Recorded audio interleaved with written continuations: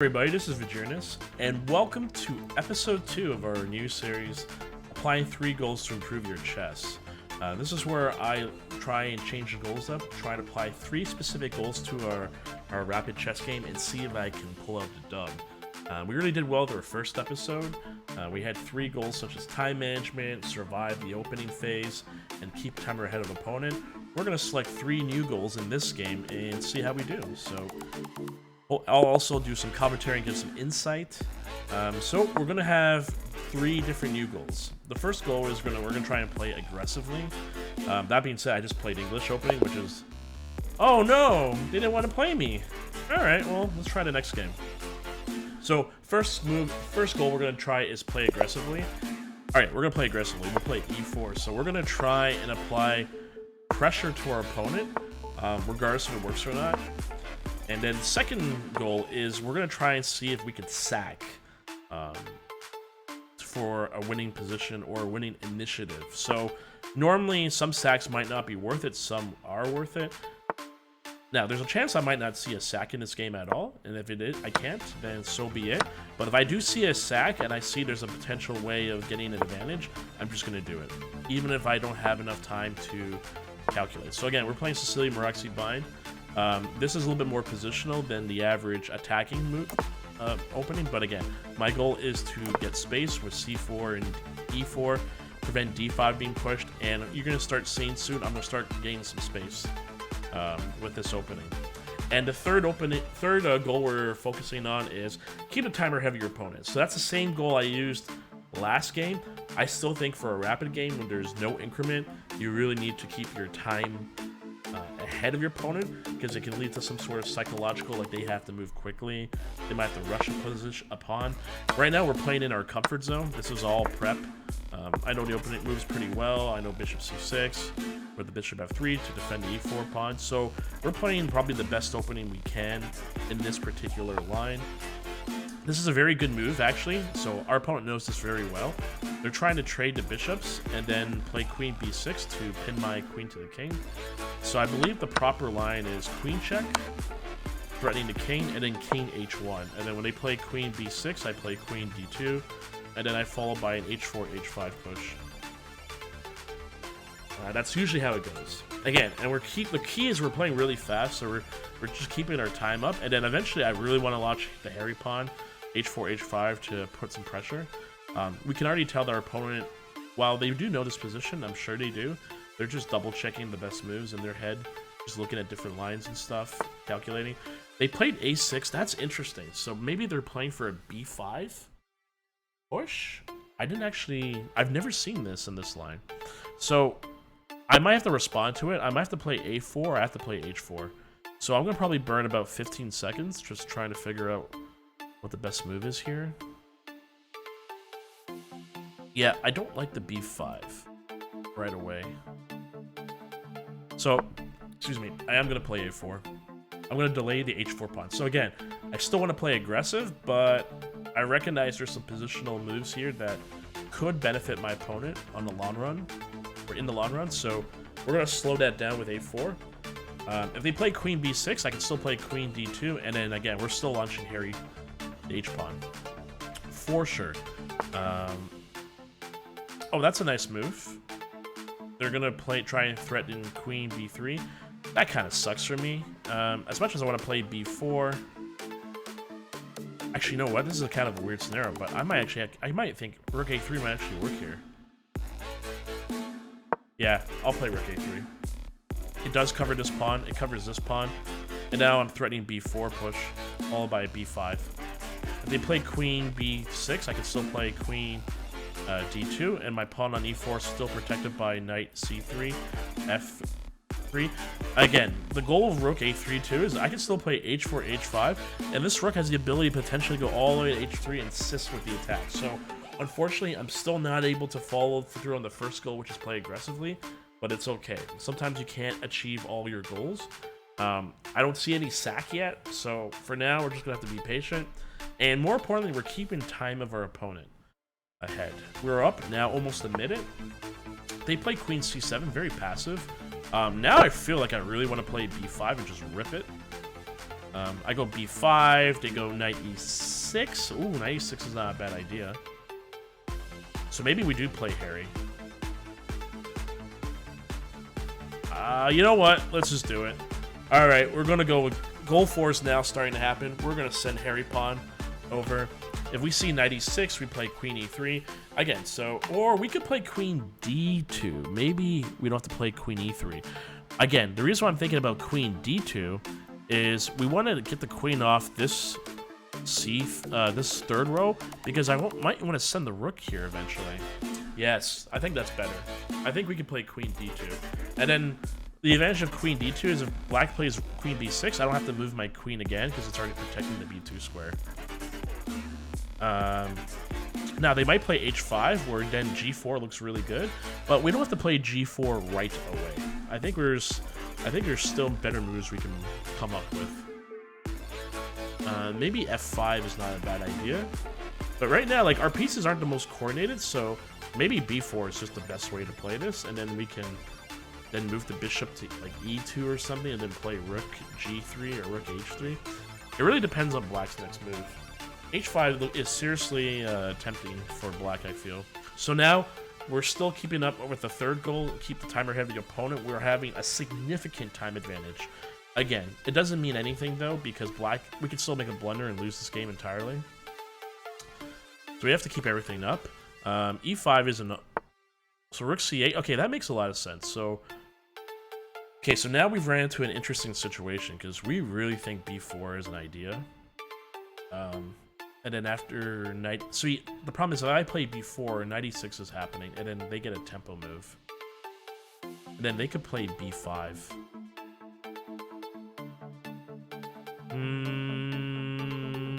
B5, do I care about that? Takes pawn. I then have 2 push pawns, and then I could play rook a1 and play all queenside. Ooh, we might not even play the king side. We might play the queen side. I'm just thinking about this. This is not bad for white here. I could play h5. Wait, what are they going to do against h5? Because what if I play h6? Isn't that scary for... Okay, so this is where we have to figure out. Are we playing queen side or king side?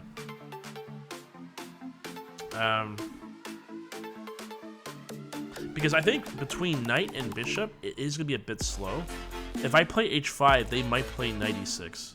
And then followed by another bishop move. Then they can go after the c-pawn. The problem is any bishop move sucks because I have knight d5.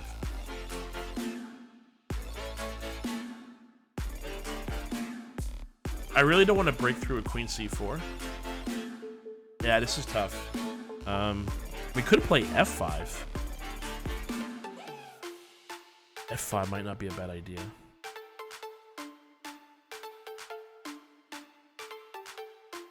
No, h5. We're gonna commit. We're gonna stay aggressive. Okay, they play queen a5. So they're gonna. So if I play queen h6, they play f6. Let's just do that first.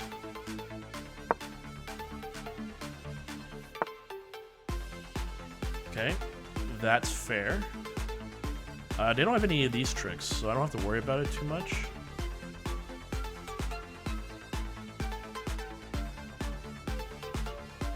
So I can play queen e3, and then they can play queen c5.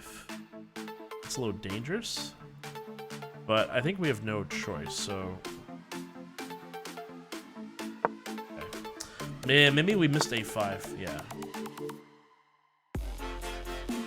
Okay, we're just gonna keep that pawn safe, because we're gonna use that to push later. Now they could take the c-pawn. They did take the c-pawn. So now I can probably threaten rook. Oh, so now their positions gain more in sync. Now we're lower on time. I see a lot of threats they have. So now I'm a little concerned. We might not have played the right move, but that's the problem. We can't do anything about that. Yeah, maybe h6 wasn't the right move. Because the problem is these rooks here is not the greatest, because after the bishop move, it doesn't sync up well. Actually, no, or play rook d1. We're not gonna play rook c1. So if we play knight d5, we can then play knight bishop takes, pawn takes, put pressure. Okay, so that makes sense. They want to play this move. Do I have a b4 move?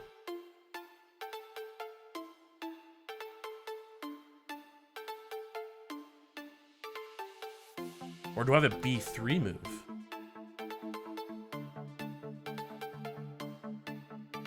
Ooh, we have b3, knight b3, queen b2, and I have this weird possible, like, discovery. Okay, I think we have to. We're down a minute. They have time advantage, and I'm trying to play aggressive, so let's just try and play this move. And then, no matter what they do, we just have to play queen b3. I think that's the only logical move here. This would be tricky. Yeah, this is kind of tricky now. Okay, queen b2, and let's see what happens. If they move the bishop, we can play knight d5. We're also threatening to get the rook for free, taking a knight for free. So they could play knight b5, but we can also... So we have a bit of a discovery move. Maybe here, f6, knight takes.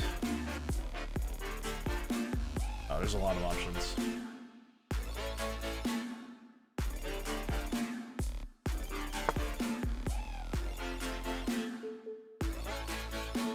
So knight d5, bishop takes, rook takes, queen check. Oh no, yeah, that might work. So knight d5.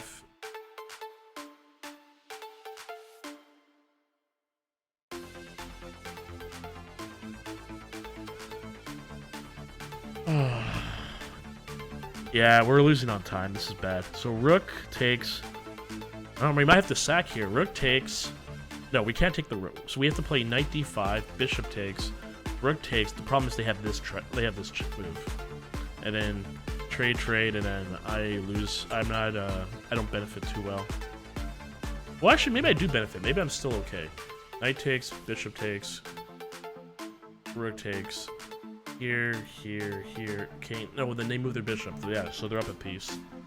We're gonna have to burn more time. We have this is the only. This is the most critical move we have. So we have to get this right. Knight b5. Pawn takes. Rook here. That might be the move. Oh no, but if I go knight here, bishop takes here, then queen trade here, push, bishop backs off. Then we're basically into an endgame, which is not terrible for me. Alright, let's see if my opponent figures it out. I think this is not the best line, but we could do as much confusing as possible. I think the correct move is bishop takes, so hopefully he or she won't get to that conclusion and burn some time first. So best case scenario, they play pawn takes. Worst case scenario, it's bishop takes, but hopefully they did pawn. So we're going to take with the rook. That's fine. And now we have a bit of a discovery move. So f6 is very viable.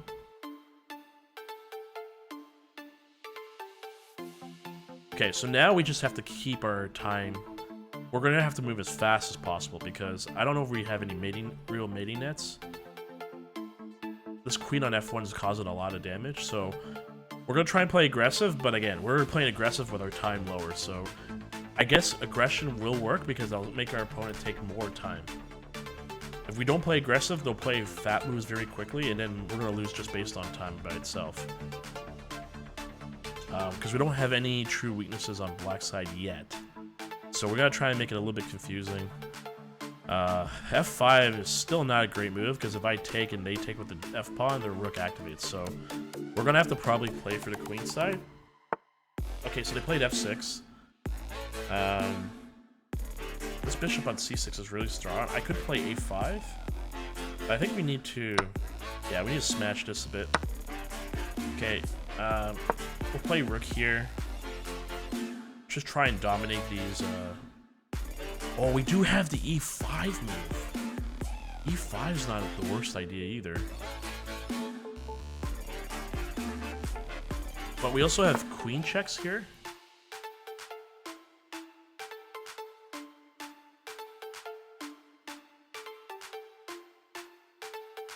Yeah, you know what? A sack is still definitely possible. This queen... So, takes here.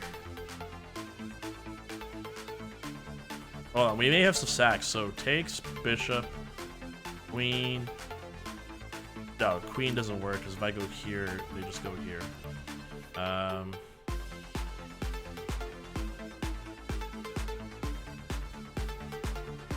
Yeah, we're losing on time. I think we have to play this little bit of like rook game with the queen.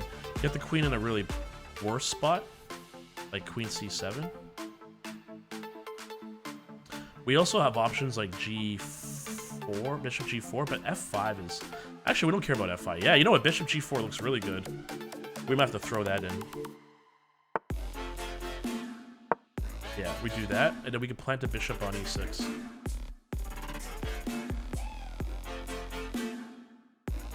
Or we could play rook c4 first to pin the bishop, and then play... Trading might be better for us.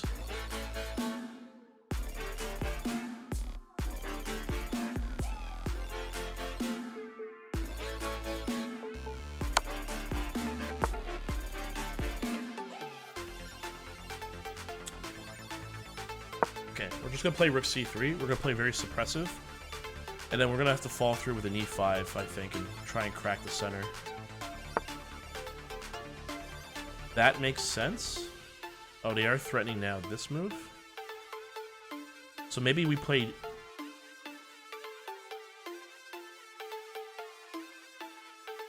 If I play here, they move the queen here. And then rook... Ugh. This is a hard game.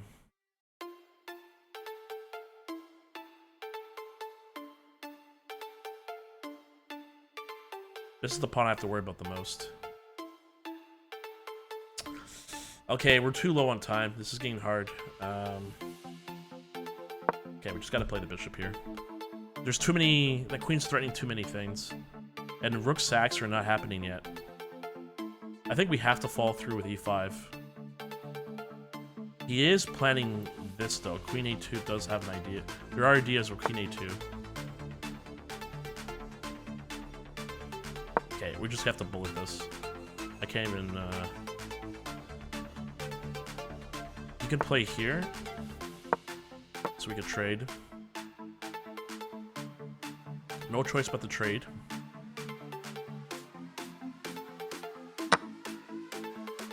And then we gotta play some sort of e5 move.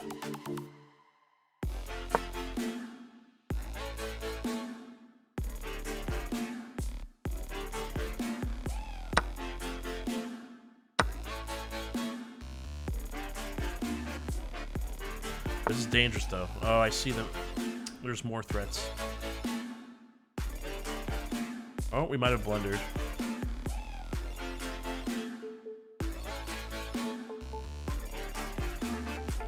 Yeah, that was a blunder. Okay, we resign. Okay, well, that was a really good game. Unfortunately, I felt like we had the advantage in the beginning, like positionally, and then we just... I think we missed... h5, h6 was not a bad idea, but I think I should have played for the queen side. Since I had all the pressure there, I should have just swinged all the rooks, because everything was semi-connected. Rook a3 to rook h3, that type of move was kind of ambitious, and I think that cost us. Plus queen a5, I underestimated how good that move was. So if we played the original b4 line, there would have been no queen a5, and we would have been better. So we tried to play aggressive. It wasn't too much of a goal. We couldn't sack, so we failed that goal.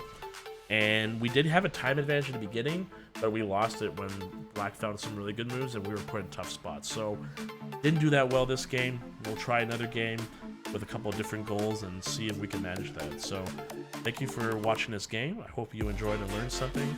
And if you like more of these videos, again, I'm grinding this nonstop, making videos, shorts, long-form content, podcasts. I'm doing everything. So please subscribe and leave a comment because I'll always answer your comments. Enjoy, everyone. Take care.